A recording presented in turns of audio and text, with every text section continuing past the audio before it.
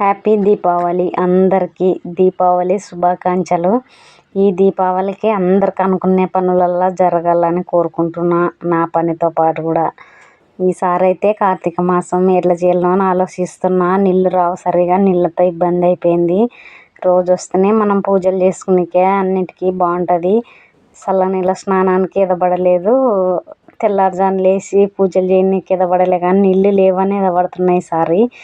ఎప్పుడు నేను చేయబట్టి 16, 17 సంవత్సరాలు అయింది, కానీ ఇప్పుడు ఎదవన్నట్టుంది. నీళ్ళతో వచ్చింది ఈసారి ఇబ్బంది. ఒకరోజు తప్పించి ఒకరోజు ఇడుస్తారు, కానీ ఆ ఊడు దండిగా ఇడుస్తారు. అందుకని ఆలోచిస్తున్నా ఈసారి అవుతుందా కాదా, శివయ్య పూజ చేయించుకుంటాడా లేదా అని ఆలోచిస్తున్నా. చల్లనీళ్ళ స్నానం నెలంతా చేసి కూడా పూజ చేసుకుంటాను.